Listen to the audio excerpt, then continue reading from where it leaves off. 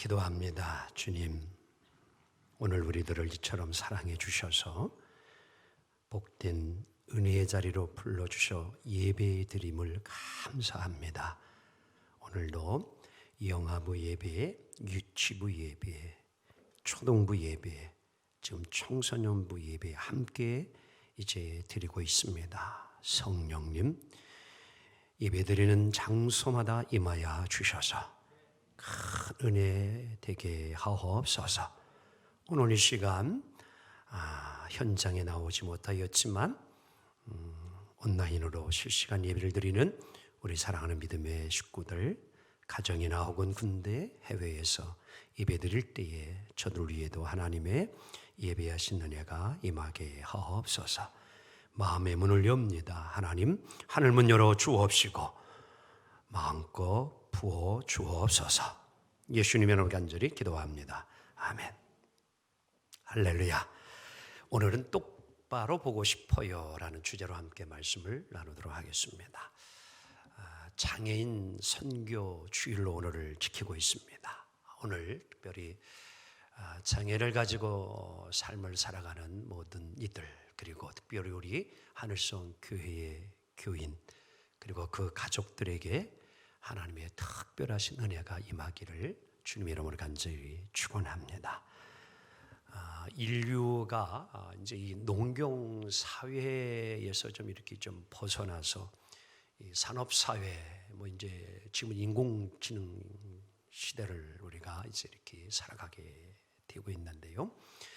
그 결과로 우리의 삶은 상당히 편리해졌습니다. 살기가 참 좋아졌습니다. 그런데 이와는 반면에 삶의 편리함을 많이 우리에게 주어줬지만도 또 우리가 잃어버린 것들이 많이 있다라는 사실이지요. 그 중에 하나를 꼽아본다면 환경 파괴입니다. 이 환경 파괴와 이제 이 산업화의 과정이 우리에게 여러분들 가져다 준 순기능이 아닌 역기능이 있게 되어지는데, 그게 다름 아닌 장애인들이 많이 이전보다 발생되어진다는 것입니다. 태어나면서부터 있는 장애가 아니라 산업재해입니다. 회사에서 이제 일하다가, 그치요? 잘리고 부러지고 다치셔서 이렇게 장애가 되어지고, 또 우리가 잘 아는 교통사고로 인하여서, 그치요? 이전에 뭐 차가 없으면, 이런 것이 없으면 일어나지 않아야 될 일인데 차 사고 때문에 반신이 불구가 되어지고, 그치요? 전신불구가 되어지는 이런 일. 또 이 약물 복용 때문에 오는 장애가 있습니다. 그치요? 과다 복용해가지고 이제 뇌가 망가지는 이러한 일들. 또 의료 사고가 많잖아요. 그치? 요즘 또 이 분만 사고가 많습니다. 아이를 출산하다가 이루어지는, 어떻게 보면 선천적인 장애보다 후천적인 장애를 양산하는 그 사회 속에서 오늘 우리들이 살아가고 있는 것입니다. 지금 여러분 도표 하나를 좀 이렇게 볼 텐데요. 이게 이제 우리 한국장애인 고용공단 고용개발원에서 이제 지난해에 이제 이 장애인과 관련된 통계 자료를 좀 이렇게 그래프로 이제 나타내 주었는데, 아마 글씨가 작아서 잘 보이지는 않을 것입니다. 이제 우리나라의 등록 장애인의 현황을 비롯해서 이 장애인들의 경제 활동이라든지 그들의 이제 고용 현황이나 그들이 받는 서비스, 뭐 여러 가지 해외 장애인 통계까지 이렇게 이제 수록이 되어져 있는데요. 뭐 다 오늘 여기서 우리가 함께 나눌 수는 없고요. 이제 작년까지 이제 이 장애인 현황을 살펴보게 되어지면 2019년 전체 우리 인구 가운데에 장애인이 비중이 5.1%를 차지한다고 합니다. 261만 8,918명. 이제 적지 않은 겁니다. 이 5%라고 하는 것은 상당히 많다는 거예요. 2018년에 비해서 1.3%가 증가했어요. 그러니까 해마다 이제 뭐예요? 후천적인 장애인들이 늘어나고 있음을 우리에게 알려줍니다. 그런데 특이한 게 더욱 우리가 눈여겨보는 것이 있어야 되는데, 장애인의 고령화가 점점 많아진다는 거예요. 그러니까 나이 드신 분들이, 이 초고령화 분들이 65세 이상 되신 분들이 2010년에 37% 정도 됐는데 2019년에는 48.3%, 약 11%가, 이거는 상당한 여러분 증가입니다. 그러니까 나이가 들수록 이제 뭐예요? 장애를 앓고 살아가는 이들이 점점 계속 많아지는 것을 우리에게 가르쳐 줍니다. 자, 그렇다면 오늘 우리가 살고 있는 이 사회가 장애인들이 이렇게 많다는 거예요. 그럼 그리스도인들이 이러한 사회 속에 살아가는 우리들이 여러분 해야 할 일이 뭐냐, 이런 얘기죠. 특히 오늘 우리 교회가 이 장애인들과 함께 살아가는 이 사회 속에서 교회가 해야 할 역할이 무엇인가? 바로 이것을 좀 관심을 가져야 되고, 또 포괄적으로 우리가 이것을 좀 이해하고, 또 우리가 이제 신앙의 삶을 살아가는 것이 어떻게 보면 장애인 선교라고 말할 수 있는 것입니다. 우리가 흔히 이제 장애인이라면 선천적인 장애만을 먼저 많이 생각을 합니다. 하지만 여러분, 실제적으로 장애인 가운데에 태어날 때부터 선천적으로 장애를 가지고 태어나는 사람은 불과 몇 프로냐고 하면요, 7%밖에 안 되는 겁니다. 장애 발생 원인도 분석해 보게 되어지면 가난하기 때문에, 그래서 여러분들 이 아프리카에 사는 기아에 허덕이는 아이들에게 장애가 많잖아요. 그렇지요? 먹을 것이 없어서 가난 때문에 오는 장애가 있다는 게 후천적이에요. 태어날 때 건강한데 먹질 못해가지고 질병 때문에 장애가 오는 것이죠. 이 환경의 오염은 심각합니다. 인간만이 아니라 지금 모든 생물들, 동물들까지도 변이 형태가 일어나게 되어지는 심각한 현상이 일어나게 되어지지요. 약물 중독, 또 사회의 불안한 요소들, 환경적인 이런 것들이 좀 주요 원인이 될 수 있습니다. 그런데 이 장애인을 조사해 보게 되어지면 선천적인 것이 7%라고 했는데요. 이제 이 중증인지 후천적인지 또 중도인지 이런 것이 어떤 때는 잘 구분이 안 갈 경우가 있다는 거예요. 이게 태어날 때부터 장애인지 태어나고 난 다음에 장애인지 잘 구분이 안 되는 사람이 한 10% 정도 되어지고요. 80% 이상은 다 장애인들 가운데에 후천적으로 장애가 되어졌다는 겁니다. 자, 이 시간 여기서 우리들이 내 자신을 되돌아봐야 되고 잊지 말아야 될 것은 다름 아니라 우리들이, 나 또한 뭐예요? 예비 장애인이고 후보 장애인이라는 그러한 사람이 된다는 것을 기억해야 합니다. 언제 어느 때 어느 순간에도 우리들도 뭐예요? 장애인이 되는 거예요. 비록 오늘 이 시간 여러분들이 나는 장애인이 아니다라고 이야기하실 분이 있지만도 여러분, 교통사고 나서 뭐예요? 반신불수만 되면 그 순간부터 이미 장애인이 되어지는 거예요. 장담할 수 없습니다. 장애의 80%가 후천적인 장애인이에요. 우리가 얼마든지 그 가능성을 가지고 늘 살아가는 것입니다. 여러분, 장애인의 정의가 무엇일까요? 장애인이라는 말이 무엇일까요?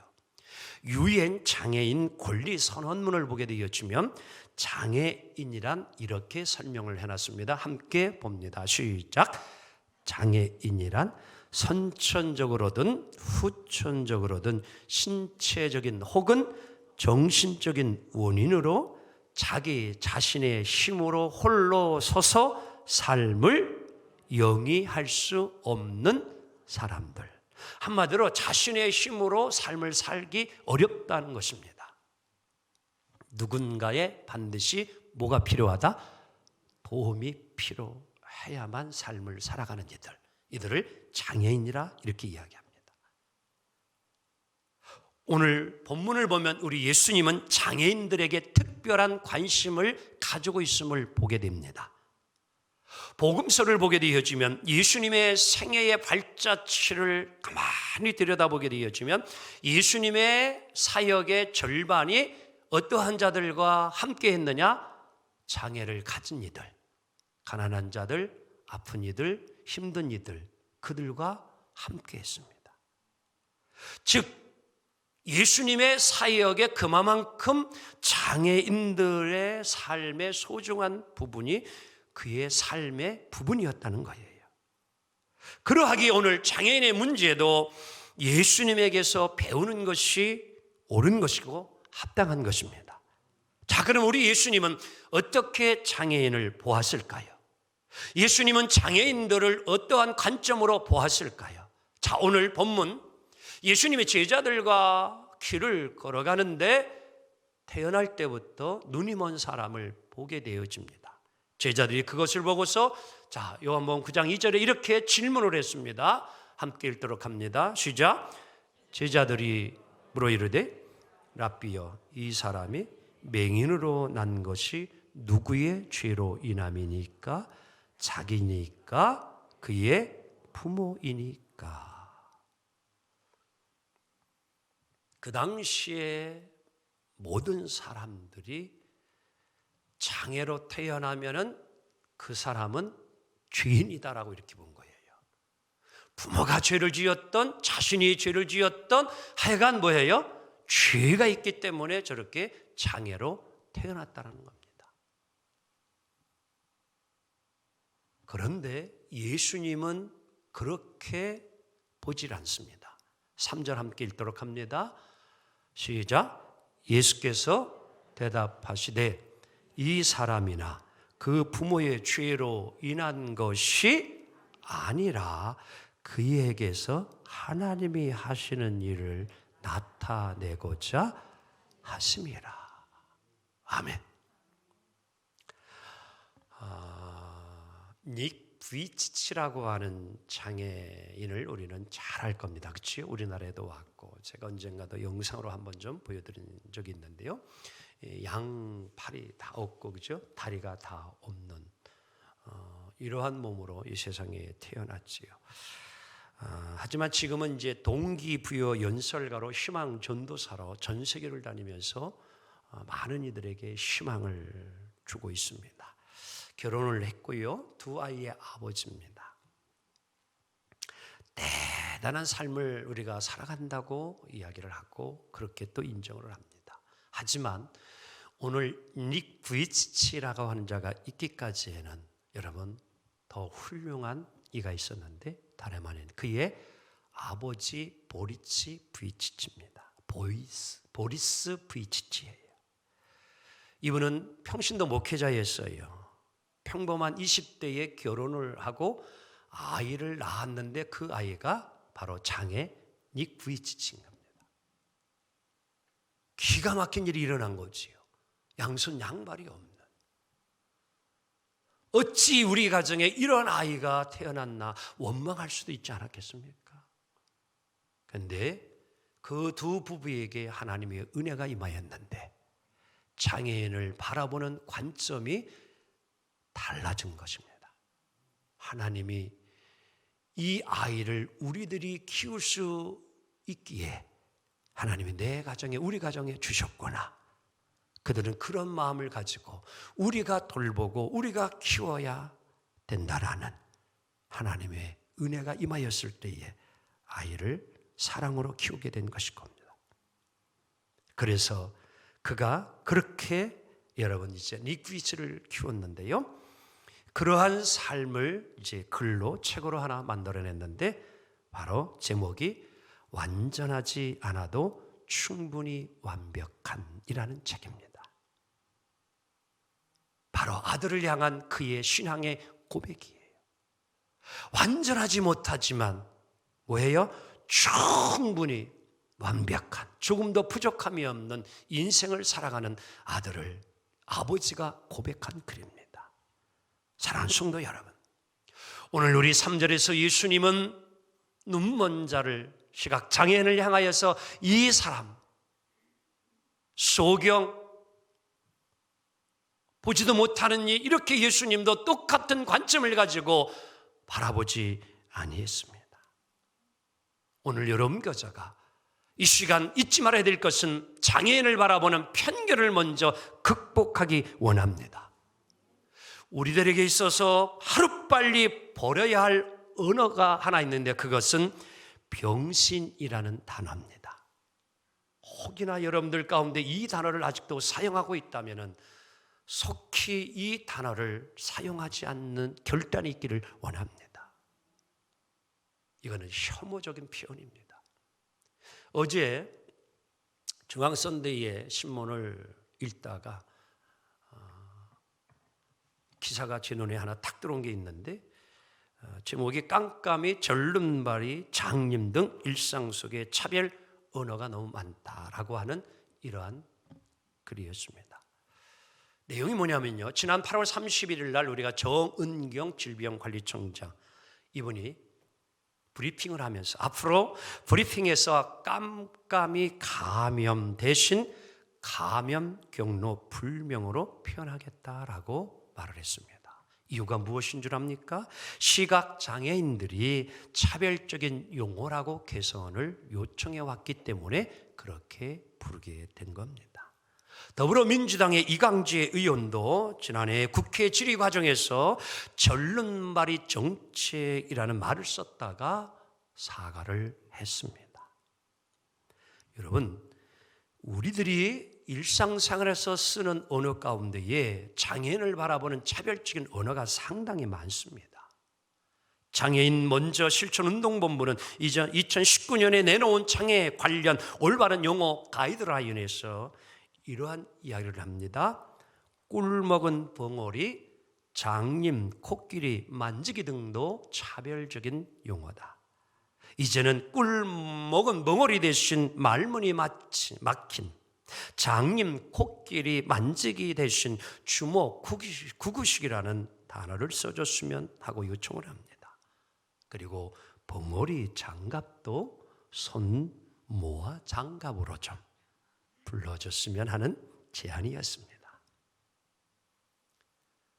시각장애인의 그런 운동협회들만 이런 요청이 있는 것이 아니고 오늘 성경 번역자들 또한 이 시대를 살아가는 우리들이 성경을 다시 한번 번역한다면 성경의 언어 자체도 좀 바꾸어져야 된다라고 이야기를 합니다.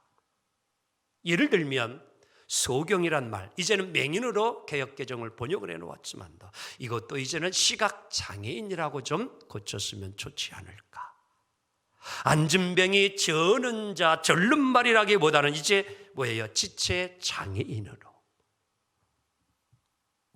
문둥병이 아닌 한센스병, 나병 환자로 고쳤으면 하는 것입니다. 귀머거리 대신에 청각장애인으로, 그리고 봉어리 대신에 언어장애인으로, 그리고 귀신 들린 자, 미친 자 이렇게 좀 표현하지 않고 정서장애인 또는 정신지체자라, 이렇게 우리가 단어부터 좀 새롭게 바꾸어 쓰면 좋지 않을까. 사랑하는 성도 여러분, 우리의 보는 관점과 우리의 생각이 먼저 바뀌어야 합니다. 우리가 장애인들에게 물질을 도와주는 것 필요하지만 그것보다 우선이 먼저가 무엇이냐? 장애인을 바라보는 우리의 시선과 관점과 생각이 먼저 바뀌어야 합니다. 오늘 본문 이제 마지막 부분에 가서 관점이 잘못된 바리새인들을 향하여 예수님이 그들의 관점을 고치기 위하여서 이렇게 말씀합니다. 요한복음 9장 39절 다 같이 시작. 내가 이 세상에 왔으니 보지 못하는 자들을 보게 하고 보는 자들은 맹인이 되게 하려 함이라. 그러니까 육신의 눈을 가지고 잘 보고 있는 바리새인들이 화가 났어요. 그러면은 우리가 맹인인가? 나 멀쩡히 잘 보고 있는데. 그때에 예수님이 41절 이렇게 말씀합니다. 시작. 너희가 맹인이 되었더라면 오히려 뭐가 없고 죄가 없겠지만 본다고 하니 너희 죄가 뭐야? 그대로 있느니라. 장애인을 잘못 바라보는 나쁜 죄가 너희들의 마음속에 있다는 주님의 지적이에요. 책을 하나 봅니다. 장애인을 잃어버린 교회라는 책을 쓴 안교성 목사님이 계십니다. 이 책에서 목사님이 그는 내 친구니까 라는 영화를 하나 소개하는 스토리가 있는데요. 이런 거예요. 엘리트 부부가 결혼을 했습니다. 그럼 여러분, 태어나는 자녀도 머리가 좋아요? 안 좋아요? 아니, 왜 대답을 안 하십니까? IQ가 좋은 부부가 결혼하면 후손도 IQ가 뭐예요? 좋아요. 대부분 그래, 대부분. 다 그렇다고는 알 수 없지만. 이 부부가 아이를 낳았어요. 근데 태어났는데 아들이 지적 장애아로 태어난 겁니다. 처음에는 그걸 받아들이지를 못하는 거예요. 그래서 일반 학교를 보내려고 하는데 적응을 못하죠. 그래서 결국에는 이제 특수 학교를 보냅니다. 장애인들이 이제 함께 이렇게 배우고 활동할 수 있는. 이 아이는요, 너무 행복해요. 너무 즐거워. 왜? 그 특수학교 가서 생활하다 보게 되어지니까 너무 좋은 거예요. 잘 맞고, 잘 어울리게 되어지고. 이 특수학교에서 운동회가 열리게 되어졌습니다. 부부가 엘리트가 되어있잖아요. 그래서 항상 아들이 뭘 해도 1등을 했으면 하는 생각을 가져서 운동회 열리기 전까지 열심히 특수훈련을 했어요. 우리 아들이 뭐 했으면? 1등을 했으면. 그래서 열심히 훈련을 시켜가지고 그날이 되어져서 이제 달리기 시합을 하게 됐습니다.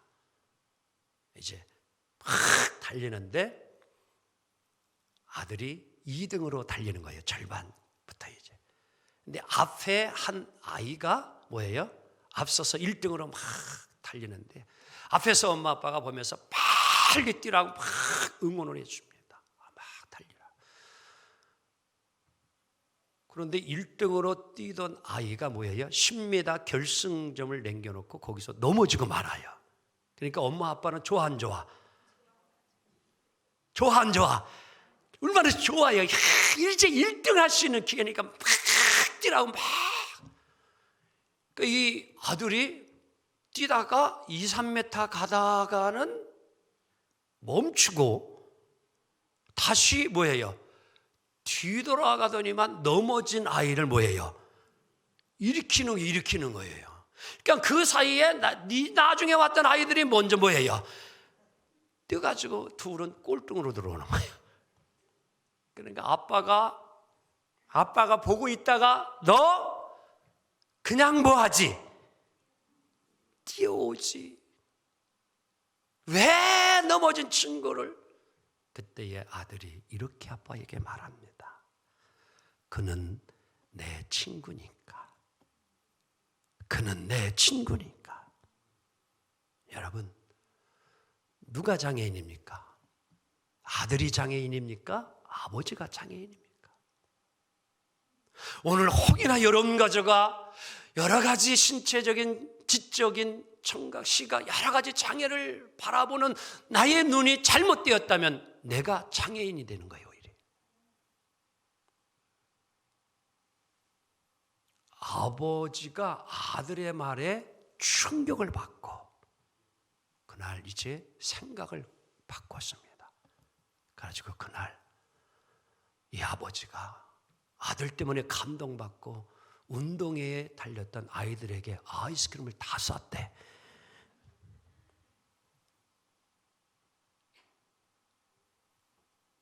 여러분, 오늘 우리 예수님이 그 눈먼 시각장애인을 향하여 아버지의 죄도 아니고 자신의 죄도 아니고 하나님의 영광을 드러내기 위함이라. 우리 하나님은 장애인들이지만도 그들을 통해서 하나님이 이루고자 하는 뜻이 있습니다. 한마디로 다 말할 수는 없습니다. 왜? 모두가 다 모습과 모양이 다릅니다. 창도 다릅니다. 하지만 하나님이 쓰시는 것은 각자의 삶에 하나님이 쓰실 줄 믿습니다. 바울은 고린도전서 1장 27절 29절에 우리에게 교훈을 주는데 오히려 하나님이 약한 자를 들어 강한 자를 부끄럽게 하고 천하고 멸시받는 자를 통하여서 뽐내고 의시되는 자를 부끄럽게 만든다고 이야기를 합니다. 이런 믿음의 조상인 야곱도 말년에는 뭐예요? 환도뼈가 부러져서 죽을 때까지 평생 지체 장애인으로 여생을 살아가는 게 야곱이었습니다. 바울 고린도후서 12장에 보게 되어지면 그도 몸에 지체에 장애가 있었습니다. 시각 장애인이었어요. 그것이 마귀가 준 것으로 생각하고 3번씩이나 간절히 이 질병을 나에게서 떠나게 해달라고 기도했지만도 하나님은 답을 주었기를 내 은혜가 내게 족하도다. 너는 평생 교만하지 말고 살아가야 되기에 그 장애를 안고 살아가라는 거예요. 그래서 하나님은 하지만 그에게 뭐예요? 누가 의사를 평생을 마지막까지 붙여주셔서 바울의 사역을 돕게 된 줄 믿습니다. 여러분, 장애인은 도와주어야 될 불쌍한 사람이 아니고 우리와 한 몸과 같은 지체입니다. 아프리카 어휘 중에 우분투라는 단어가 있습니다. 한 인류학자가 이제 이 아프리카를 방문하게 되면서 반투족 아이들이 노는 데 가서 이제 그것을 지켜보다가 딸기 한 바구니를 잔뜩 한 상자를 담아가지고 두고서는 얘들아 오늘 달리기를 해가지고 1등을 하면 이 딸기를 1등한 사람에게 다 주겠다 그랬어요. 아이들이 그냥 눈빛이 그냥 초롱초롱해지면서 보지 못하고 모지 못한 그 딸기에 완전히 빠져버렸습니다. 이 딱 했는데 언제 자기들끼리 말을 하고 통했는지 손을 잡고 출발한 거예요. 다 같이 손에 손 잡고 장애인 어린아이나 잘 뛰지 못하는 아이나 잘 뛰는 아이나 다 손을 잡고 반환점까지 갔다가 다 똑같이 돌아왔어. 그러니 어떻게 합니까? 이 딸기 그 아이들에게 이제 다 줍니다. 그리고 이 인류학자가 궁금해서 물었어요. 아이들에게. 야, 너희들은 내가 분명히 1등을 아이에게 다 준다고 했는데 왜 그리 했니? 그때 아이들이 대답을 합니다. 나만 기쁘면 다른 친구들은 슬프잖아요. 우리는 서로 우분투입니다. 여러분, 우분투라는 단어 함께 보기 원합니다. 우리가 함께 있기에 내가 있다. 우리가 있기에 내가 있다는 거예요. 그 부족에게는요, 지금까지도 먹지 못해 죽은 자들은 한 사람도 없답니다. 여러분, 우리 몸 중에서도 특히 약한 부분을 더 돌아보고 더 감싸고 더 신경 쓰며 살지 않습니까? 교회도 그렇게 해야 합니다. 주 안에서 우리는 한 몸이기 때문입니다. 이 시간 장애인들과 그 가족들이 하나님의 관점을 가지게 되기를 기도합니다. 그리고 왜곡된 생각을 가지고도 잘못인지 모르고 살아가는 자신을 위하여 하나님의 관점을 가질 수 있도록 기도하겠습니다. 반주전 부탁합니다. 오늘 여러분과 함께 불러보곤 찬양이 있습니다. 똑바로 보고 싶어요. 장애인 교우와 자녀를 위하여, 서로를 위하여, 자기 자신을 위하여 함께 찬양의 고백을 하며 오늘의 설교를 마무리하려고 합니다. 1절만 함께 찬양하며 나아갑니다. 똑바로 보고 싶어요 주님, 온전한 짓으로 똑바로 보고 싶어요 주님. 견질하긴 싫어요. 하지만 내 모습은 온전치 않아. 세상이 보는 눈 마치 날 죄인처럼 멀리하며 외면을 하네요.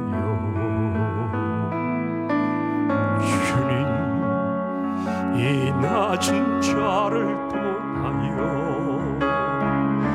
어디에 쓰시려고 이렇게 초라한 모습으로만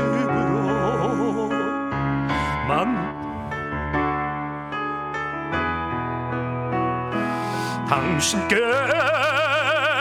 드릴 것이 사모하니 이 마음 이 생명도 달라시며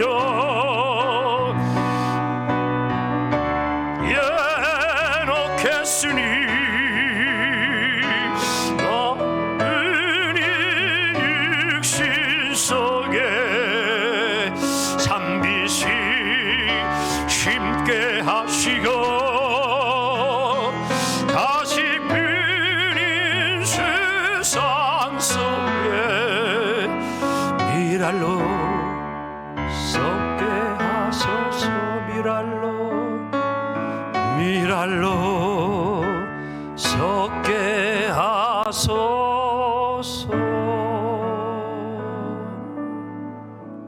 기도합니다. 하나님, 똑바로 걷고 싶어요. 기우뚱하고 싫어요.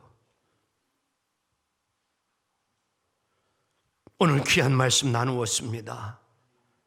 우리 예수님 어떻게 장애인들을 바라보고 그들에게 다가서셨고 그들을 받아주셨는지 함께 말씀 나누었습니다.